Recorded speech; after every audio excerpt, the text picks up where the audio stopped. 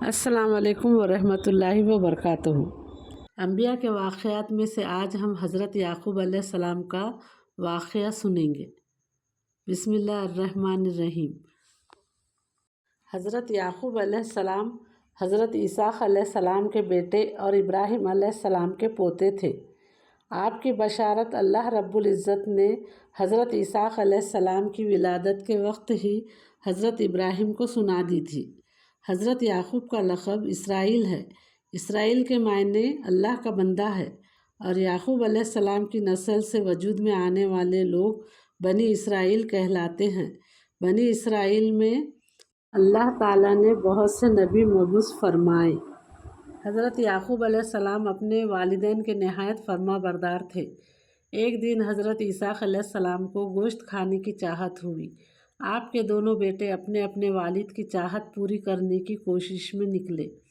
حضرت یعقوب علیہ السلام اپنے بھائی سے پہلے کھانا کھلانے میں کامیاب ہو گئے، جس پر اسحاق علیہ السلام نے خوش ہو کر ان کے حق میں یہ دعا فرمائی کہ وہ معزز بعد والی قوموں کے سردار ہوں اور ان کے رزق اور اولاد میں بہت برکات ہو۔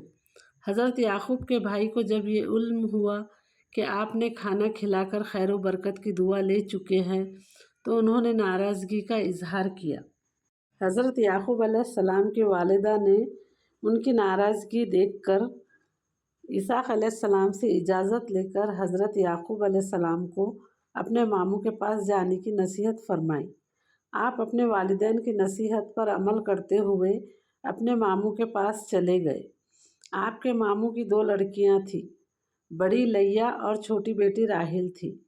حضرت یعقوب علیہ السلام نے اپنے ماموں سے ان کی چھوٹی بیٹی کا رشتہ مانگا۔ ان کے ماموں نے کہا کہ اس نکاح کے حق مہر میں آپ 7 سال تک میرے یہاں بکریاں چراؤ گے۔ جب مدت پوری ہو گئی تو ان کے ماموں نے اپنی بڑی بیٹی لیا کا نکاح آپ سے کر دیا اور لوگوں کو جمع کر کے کھانا کھلا دیا۔ یعقوب علیہ السلام اپنی منکوحہ کو لے کر چلے گئے۔ صبح اپنے ماموں سے کہا کہ میں نے تو آپ سے راحیل کا رشتہ مانگا تھا۔ انہوں نے جواب دیا، ہمارے یہاں رواج ہے کہ پہلے بڑی بیٹی کی شادی ہوتی ہے، پھر چھوٹی کی۔ اگر تم راحیل سے نکاح کرنا چاہتے ہو تو مزید 7 سال تک میری خدمت کرو، میں اس سے نکاح تم سے کر دوں گا۔ آپ نے مزید 7 سال اپنے ماموں کی خدمت کی تو انہوں نے اپنے وعدے کے مطابق آپ کا نکاح راحیل سے کر دیا اور بطور خادمہ اپنی بڑی بیٹی لیا کو زلفی نامی لونڈی اور چھوٹی بیٹی راحیل کو بلہا نامی لونڈی دے دی۔ اس وقت شریعت میں 2 بہنوں کو بیک وقت نکاح میں رکھنے کی اجازت تھی، لیکن امت محمدیہ میں 2 بہنوں کو بیک وقت نکاح میں رکھنے کی اجازت نہیں ہے۔ حضرت یعقوب علیہ السلام اپنے ماموں کے پاس راحیل سے شادی کرنے کے بعد 6 سال تک رہے۔ اللہ تعالیٰ نے آپ کی پہلی بیوی لیا سے 6 بیٹے اور 1 بیٹی عطا فرمائے۔ راحیل کی ابتدا میں کوئی اولاد نہیں ہوئی۔ انہوں نے اپنی لونڈی بلہا آپ کو ہبہ کر دی۔ اس لونڈی سے یعقوب علیہ السلام کو 2 بیٹے ہوئے۔